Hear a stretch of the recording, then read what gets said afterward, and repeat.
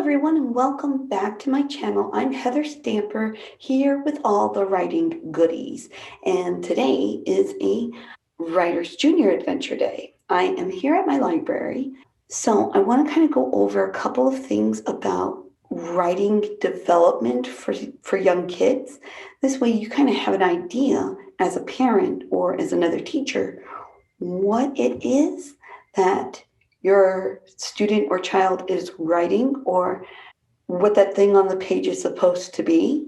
So I am going to set up my screen here. And I want to say that I got this on a tweet from Christy Kelton. So Christy Kelton, thank you for sharing that out and props to you. So I'm going to share my screen here so that you can see what developmental writing looks like. So now here we have the different developments. This first one here, random scribbling. The child writes with the starting point at any place on the page. It's just a mark. But that's the first step in the writing process, is just putting the mark on the paper. And this is what a lot of toddlers, you give them a crayon and they just kind of on the page. When they're a little more refined, we get controlled scribbling. The progression is from left to right. So it's more like a coloring thing to see. This is why coloring is important. Then you get into the circular scribbles. Circles, ovals flow on the page. Again, this is about that fine motor skill. If they can make a circle, because a lot of our letters have circles in it. Toddler 2 to 3-year-old stage, this is a very good place for them to be going into step 4, which is drawing. Pictures tell a story or convey a message. Even if it is like a goofy little potato head person, stick figure type of guy or gal. If your child draws a picture of anything and you say, "Oh, that's great, tell me about that," they should be able to tell you. And that's another step in the writing process. And the more they draw, the more detail they put in, the more of their story can be put out there. So again, this is more like the 3, maybe 4-year-old stage of things. Step 5, mock letters. These can be personal or conventional symbols such as the heart, stars, letters with extra lines. A lot of times when you see a small child doing this, it's because they are recognizing that there are these symbols with meanings. They don't quite understand what the meanings are, but they know that they're important to you, the parent, important to the people in their lives. So they imitate that. Now they don't know what the letters are, but they know that certain symbols make things. So again, you're talking about 3 to 4-year-old stage. Letter strings, as they're learning their alphabet, they know that letters, these random looking symbols here, are actual letters and they mean something. So we're moving beyond just the picture symbol type things and making them into a letter string. It goes from left to right. They usually don't have any sound correlations or separations in between words. So if you ask your child, "Oh, wow, I can see you're really writing. Read me what you wrote," they should be able to tell you what it says. Now, it doesn't necessarily mean that what comes out of their mouth looks anything like what's on that page, but that's okay. And again, this is about the 4 to 5-year-old range. Again, in the 4 or 5-year-old range, you have step 7, which is separated words. Groups of letters that have space in between to resemble words. So you see here, you have an S, space, S-E, S-U-A-N.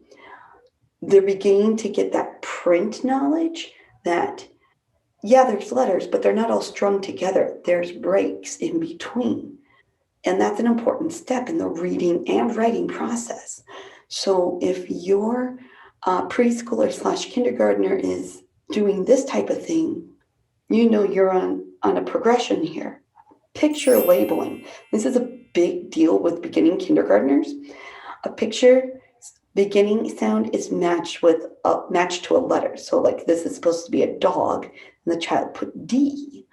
That's great. They're beginning to associate the sounds coming out of their mouth with a letter representation. It's a big deal. And we see a lot of that labeling, especially in the preschool, kindergarten area. Awareness of environmental print, step 9. Environmental print, such as names on their cubbies, or like if they have like a label on something, they copy it. So like this one that says paint, there's probably, if they're in a kindergarten classroom, there's probably a little bin with the word paint on it. They don't necessarily know that the word is paint. They just know that this thing is on the bucket that has paint in it. So I'm going to write that down. Again, we're making correlations. A lot of times, the first words that children learn to read or write are environmental print, like stop for stop signs, walk or don't walk. They may not get all the letters down, but they know that's what it is. Or McDonald's, Coca-Cola, Pepsi, Haribo gummy bears, whatever. Whatever is in their home, in their life, that is in print all around them, they're noticing that. They're writing it down. And it's beginning to have meaning for them, that these letters make these words, and these words can get me what I want. Transitional stage spelling or invented spelling. The first letter of the word is used to represent the word. I went to the Nature Museum. See, I, the W for went, T for two, N for nature, and M for museum. Again, this is a kindergarten area where they're beginning to make those connections with print and with what they're trying to communicate. Big deal. If you see this, please, whatever you do, wherever they're at in their writing process, don't say, what is this? I don't even know. How is this writing? This isn't real writing. Yes, it is. Yes, it is. Because this is where your child can get that encouragement to keep developing it. He's like, oh, I went to the Nature Museum. I am so glad that you have all the first letters of those words. Let's take a look at what else we can put with that. What else do you hear? And you can go from there. Step 11, which usually comes alongside of 10, is when you put the beginning and the ending letters to make a word, like cat, CT. Medial sounds, the middle sounds are usually the last ones to get developed in the spelling, but they notice with their ears the beginning sound and the ending sound. So if they can get those letters in, they're getting that much closer to conventional spelling and better communication there. The medial sound is a consonant a lot of times, like grass, GRS. Vowels are very tricky, especially in the English language. English is weird, I'm not going to lie, but GRS, grass, and then there's a picture of grass. Oh, yes, I can tell that is grass. Good job. And then the medial sounds are in the right position, but a lot of times the vowel is wrong. Like I said, vowels are very tricky. So they know that there should be an extra letter.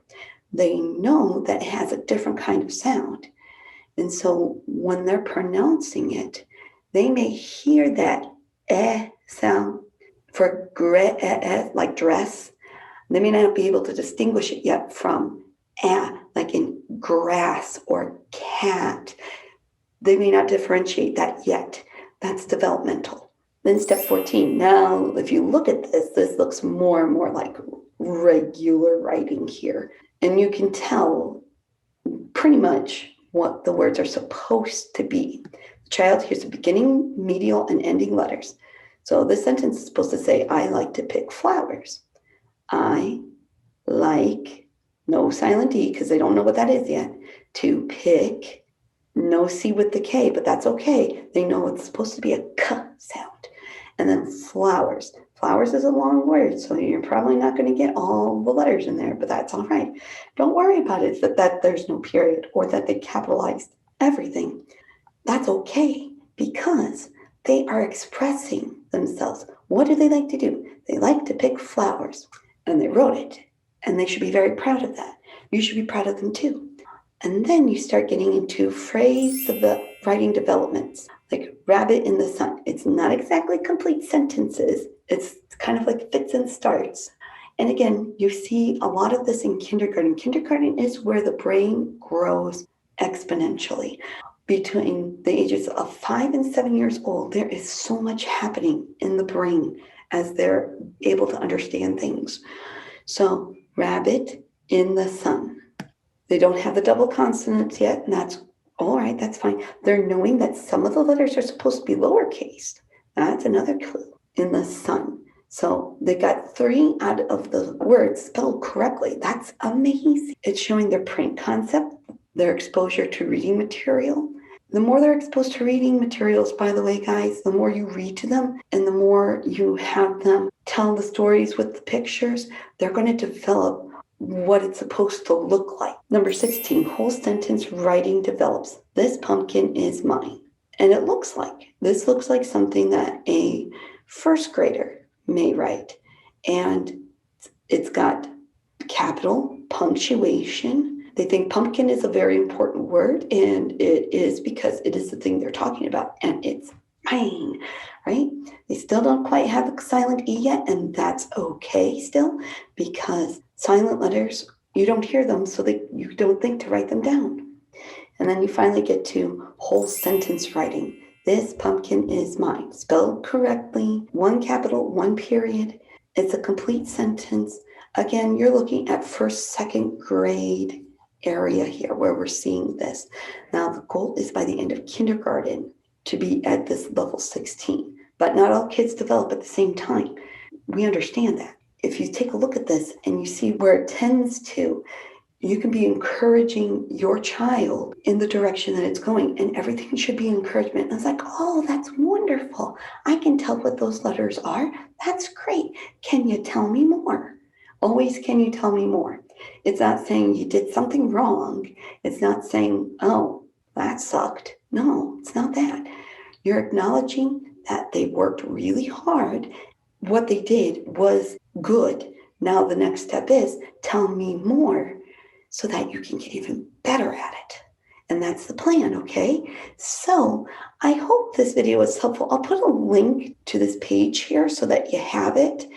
And if you like these types of videos, please consider hitting the like button and the subscribe and dingling the little bell so that you can see more videos just like this. And I will see you in the next video. Take care, everybody. Bye-bye.